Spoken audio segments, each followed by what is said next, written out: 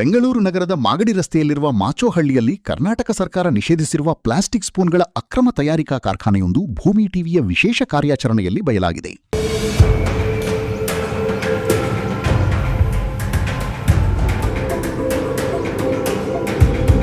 ಕಾರ್ಖಾನೆಯ ಬಾಗಿಲು ಮುಚ್ಚಿಕೊಂಡು ಒಳಗೆ ಅಕ್ರಮವಾಗಿ ಪ್ಲಾಸ್ಟಿಕ್ ಸ್ಪೂನ್ ತಯಾರಿಕೆ ನಡೆಯುತ್ತಿರುವ ಬಗ್ಗೆ ಮಾಹಿತಿ ಪಡೆದ ಭೂಮಿ ಟಿವಿಯ ವರದಿಗಾರರು ತಕ್ಷಣ ಕರ್ನಾಟಕ ರಾಜ್ಯ ಮಾಲಿನ್ಯ ನಿಯಂತ್ರಣ ಮಂಡಳಿಗೆ ಮಾಹಿತಿ ನೀಡಿದರು.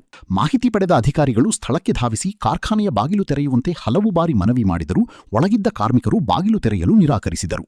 ಬಳಿಕ ಮೇಲಾಧಿಕಾರಿಗಳ ಸೂಚನೆಯ ಮೇರೆಗೆ ಕಾರ್ಖಾನೆಯ ಬೀಗ ಒಡೆದು ಅಧಿಕಾರಿಗಳು ಒಳನುಗ್ಗಿದಾಗ ಬೆಚ್ಚಿ ಬೀಳಿಸುವ ದೃಶ್ಯಗಳು ಕಂಡುಬಂದವು.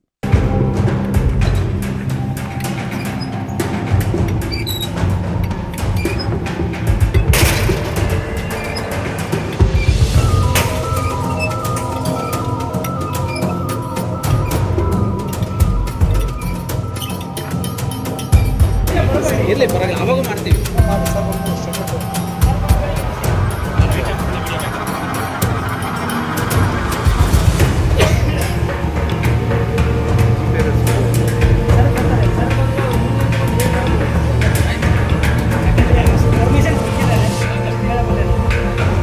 ಯಾವುದೇ ಕಿಟಕಿ ಅಥವಾ ಗಾಳಿಯ ವ್ಯವಸ್ಥೆಯಿಲ್ಲದ ಪರಿಸರದಲ್ಲಿ ಒಂದು ಚಿಕ್ಕ ಮಗು ಸೇರಿದಂತೆ 6 ಮಂದಿ ಕಾರ್ಮಿಕರು ಕೆಲಸ ಮಾಡುತ್ತಿರುವುದು ಪತ್ತೆಯಾಯಿತು.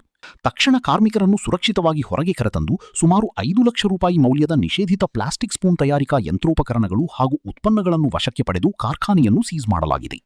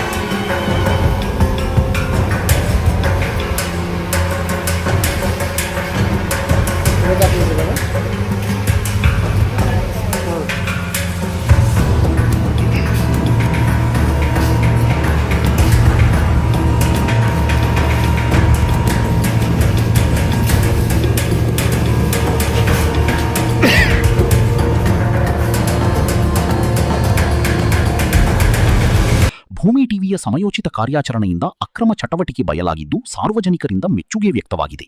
ಪ್ರಕರಣದ ಕುರಿತು ಸಂಬಂಧಪಟ್ಟ ಅಧಿಕಾರಿಗಳು ಮುಂದಿನ ಕಾನೂನು ಕ್ರಮ ಕೈಗೊಂಡಿದ್ದಾರೆ.